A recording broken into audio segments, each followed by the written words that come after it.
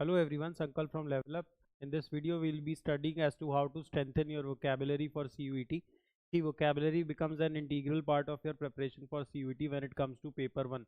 Language paper 1 focuses a lot more on vocabulary, so we would be getting questions from synonyms, antonyms, one word substitution. So in this video, we'll understand as to how to improve your vocabulary. One thing is that you come and take lectures from teachers and they'll give you an exhaustive list, उसको आप बस रट ले. दूसरा तरीका क्या है, ज़्यादा बेहतर तरीका जो मुझको लगता है कि आप अपनी ना रीडिंग हैबिट डालो. आप अपनी कौन सी हैबिट डालोगे? Give me a second. तो you will make a reading habit of your own, है ना. और जब एक बारी आपकी रीडिंग हैबिट होगी, तो लेट्स से आप ये रीड कर रहे हो, रीड करने में आपको ये वर्ड समझ नहीं आया, ये नहीं आया, ये नहीं आया, ये नहीं आया. पहला इशू, लोग सोचते हैं कि भाई मैं पढ़ने तो बैठूं, मुझे यही नहीं समझ में आता. इसके लिए आप मेरे करंट अफेयर फॉलो करो. मैंने आपको मान लो कोई थीम समझा दी नेट जीरो पे. अब आप उसका ना आर्टिकल उठाओ अखबार में. उस आर्टिकल में आप देखो मुझे कौन से वर्ड्स नहीं समझ में आए. जो वर्ड्स नहीं समझ में आए उसका मीनिंग देखो, एक नोटबुक में लिखो.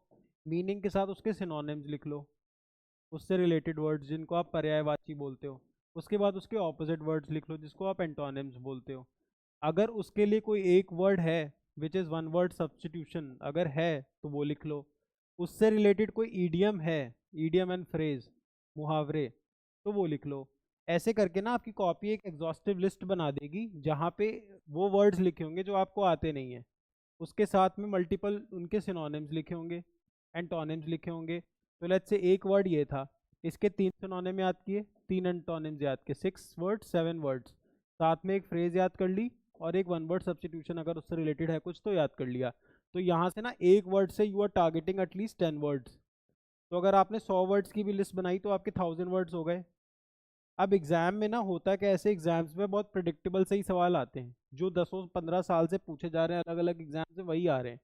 पिछले साल के आप सीयूटी के पेपर्स उठा के देखोगे तो आपको ये चीज़ समझ में आएगी. तो once you are into habit of doing this activity, your vocabulary will definitely increase. 100% बहुत सारे स्टूडेंट्स पे करके देखा है, योर वोकेबलरी विल शूट. यहाँ से आपका लैंग्वेज पेपर 1 का स्कोर विल शूट.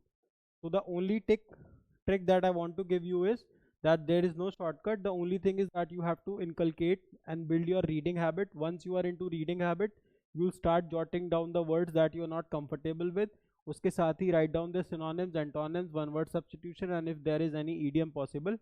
जैसे ही वो आप करोगे आपकी बहुत एक रिच डायरी मेंटेन हो जाएगी. एग्जाम से पहले उसको रिवाइज करो. मॉक्स में अगर कोई नया वर्ड पढ़ो तो इस डायरी में डाल दो. or vocabulary 100% by the time you are going to give your examination, your vocabulary would be definitely a plus plus. Thank you so much. In case you have any doubts, in case you have any doubts regarding CUET, there would be this number being displayed. Course related doubt है, कुछ inquiry है, कोई book order करनी है, कोई भी related doubt है तो उस नंबर पे व्हाट्सएप करो, कॉल करो, जो मर्जी आती है वो करो. और कोई डाउट है तो डाउट पूछ लो. Thank you so much. Have a great day ahead.